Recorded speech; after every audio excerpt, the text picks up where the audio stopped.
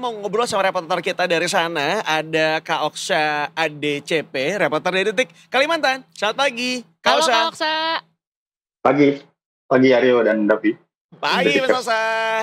Mas Oksa, kemarin dirimu terpapar juga nggak sama kabar yang satu ini di sosial media? Ya, monitor itu. Dimonitor dong pastinya. Ramai banget. Iya kan? Makanya sampai disamperin kayaknya nih. Nah makanya, coba kita mau mengklarifikasi sedikit sama Mas Oksa, mumpung dirimu juga masih di daerah Kalimantan sana gitu ya.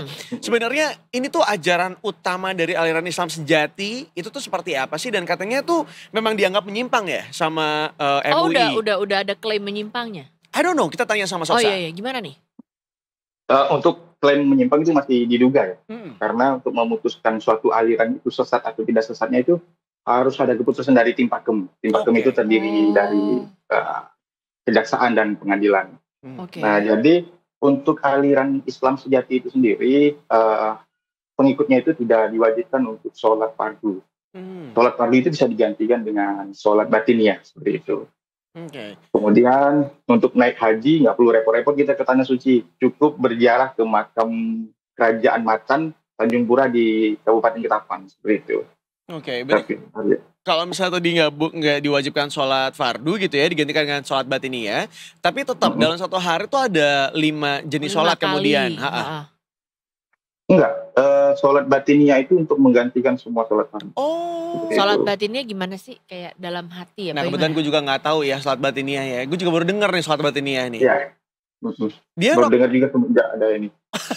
Kata Mas Oksa, saya juga baru dengar sih, mohon maaf nih. Iya. Tapi dia rokaatnya bisa bebas atau ditentukan? Gimana tuh? Kalau untuk jumlah rakaat sejauh ini kita belum mendapat informasi karena ini kan isu sensitif, jadi MUI maupun kepolisian masih belum terlalu open lah untuk memberi informasi seperti itu. Kayak masih dicek lagi detailnya mungkin ya. Tapi secara penganutnya seberapa banyak sih Kak kalau di sana?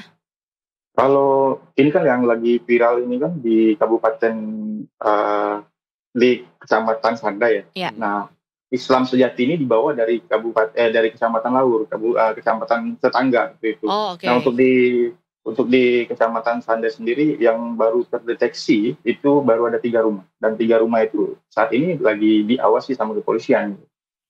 35 Mas. 3 rumah. 3 rumah. Ya, ini yang baru terdeteksi. Nah, untuk pendataan yang lebih akurat kan tentu nanti tim pakem yang akan turun ke lapangan seperti itu. Iya, tapi seperti apa tanggapan dari masyarakat dari Sandai sendiri? Apakah kemudian juga dari Sandainya juga, atau mungkin mau menuntut juga, mereka merasa resah karena adanya aliran ajaran Islam yang baru gitu ya, sehingga akhirnya mereka protes ke pemerintah setempat atau seperti apa?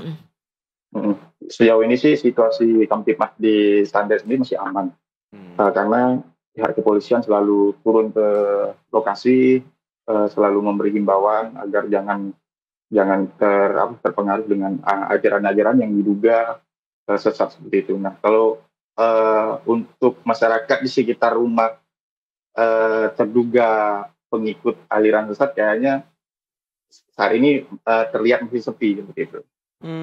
Ada aktivitas yang spesifik nggak sih Kak Oksa? Maksudnya nggak tahu ya, maksudnya di luar dari soal aturan beribadahnya gitu kan, di luar dari mungkin kewajiban-kewajiban dan segala macam, tapi ada aktivitasnya nggak? Misalnya mereka ada kumpul-kumpul barengnya, ada apanya gitu nggak di sana? Ya, mereka ada kumpul-kumpul bareng. Kalau untuk aktivitas sehari-hari ya selayaknya kita hidup bertetangga lah ya, sering kumpul. Tapi kalau untuk beribadah mereka punya semacam ruangan khusus seperti itu. Jangan sampai ada yang tahu lah ibadah mereka seperti itulah. Karena terbongkarnya ini ada orang yang mencurigai kemudian merekam menggunakan kamera tersembunyi. Makanya ini terungkap seperti itu. Mereka itu dalam artian mencoba untuk meraup adanya jemaat baru, atau memang mereka menjalani hanya untuk diri mereka sendiri aja? Karena kan yang dikhawatirkan adalah kemudian mereka menyebarkan ajaran yang dirasa kurang tepat atau menyimpang begitu ya, dan mereka masih mencoba untuk menggait adanya jemaat-jemaat barunya mereka.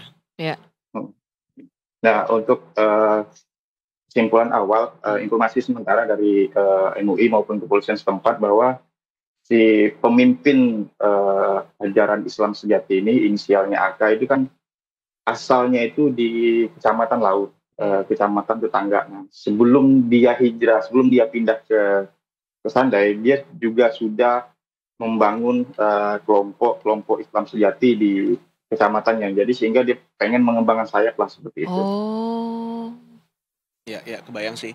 Dari nambah cabang nih ibaratnya ya. iya, dari MUI sendiri sudah adakah Tanggapan. kemudian tanggapan begitu? Kalau untuk MUI, rencananya hari Selasa tanggal 29 April ini akan datang ke Sandai untuk melakukan mediasi di kantor camat. Pihak-pihak yang dilibatkan ya kepolisian, terus MUI Kecamatan Sandai, termasuklah orang-orang yang bergabung di kelompok Islam sejati ini akan dipanggil untuk melakukan mediasi. Oke. Seperti itu. Tapi kalau himbauan untuk masyarakat sementara ini kan ibaratnya ini belum fix ya, maksudnya belum pasti. Jadi sebenarnya apakah dia menyimpang atau enggak Iya. atau apa. Sementara ini lagi dipastiin himbauan untuk masyarakatnya seperti apa nih di sana nih Mas Oksa? Ya, kalau fungsi untuk memberi himbauan kan itu fungsi dari tugas dari kepolisian. Kemarin kita sudah konfirmasi ke Kapolsek Sandai bahwa mereka sudah menurunkan anggotanya ke lapangan untuk selalu memberikan imbauan dalam arti kata jangan terpengaruh dengan ajaran-ajaran seperti ini, kemudian jangan sampai ada menimbulkan riak-riak gejolak konflik seperti itu, karena sedikit banyaknya kurang terima dengan kehadiran ajaran-ajaran yang diduga menyimpang dari kaidah ajaran Islam seperti ini. Walaupun belum ada keputusan ini sesat atau tidak, cuman secara logika dan secara akal kita menggantikan sholat fardu menjadi pakai sholat batinnya itu dianggap kurang gimana gitu bagi masyarakat setempat. Apalagi naik haji, tidak perlu ke Mekah kan gitu. Iya, apalagi nggak perlu ke Mekah dan hanya dengan nyekar aja gitu ke makam salah satu tokoh yang dituakan Yang ibaratnya. di situ juga ya kalau nggak salah ya berarti kan? Itu kan juga takutnya jadinya menyimpang karena setahu aku kan juga nyekar tuh nggak wajib kan. Yang penting kita tuh bisa memberikan doanya aja. Nyekar itu untuk bisa menyadarkan kita bahwa ya suatu saat kita akan meninggal juga nantinya supaya kita juga lebih dekat sama agama kita sendiri. Nah, mungkin Mas, aku tuh penasaran deh. Kalau misalnya kan disampaikan, kalau dari pengawasan aliran kepercayaan dan aliran keagamaan dalam masyarakat atau PAKEM gitu ya, akan melakukan penyelidikan lebih lanjut dan juga pengawasan. Penyelidikannya tuh seperti apa sih Mas? Apakah kemudian juga akan mencoba untuk mendengarkan seperti apa aliran ajarannya dari aliran tersebut dan kemudian mencoba menyamakan dengan ajaran dari Islam yang biasanya kita terapkan atau seperti apa sih Mas? Ya, tahapan pertama itu kan mengumpulkan sejumlah barang bukti ya.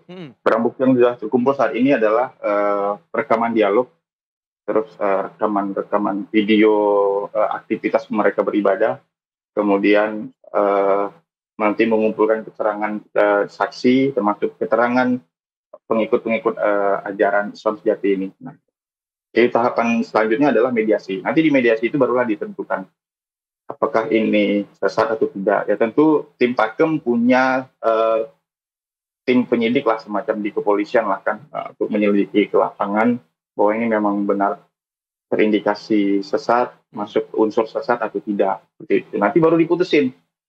Pernyataan dari MUI, Ketua MUI Ketapang kemarin bahwa kalau memang benar ini terbukti sesat dan mereka mau dibina, maka kita bina. Seperti itu. Kalau mereka masih bersikeras untuk menjalankan ibadah sesuai dengan ajaran mereka, maka ya tim PAKEM itu mengambil tindakan ya bisa ini di peradilan, di pengadilan seperti itu. Oke. Wow. Ini bakal panjang sebenarnya ya. Iya. Ada mediasi nggak sih yang ingin dilakukan mungkin sama MUI sendiri begitu agar kemudian bisa ngobrol dengan lebih personal, lebih baik juga dan ditemukanlah jalan tengah untuk kedua belah pihak, Mas?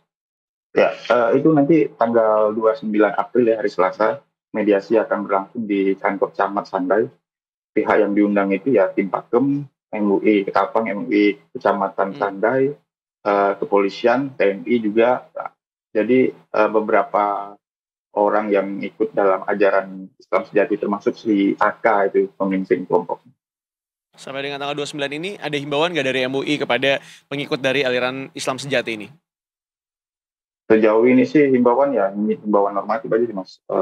Artinya himbauan ke masyarakat jangan terpengaruh lah kalau untuk ke kelompok itu ya selagi mereka meyakini ini adalah ajaran yang benar bagi mereka, mereka silakan beribadah, tapi di tempat mereka masing-masing, jangan sampai menunjukkan ke masyarakat luas sehingga nanti bakal menimbulkan gejolak-gejolak seperti itu, Mas. Iya sih, bahaya.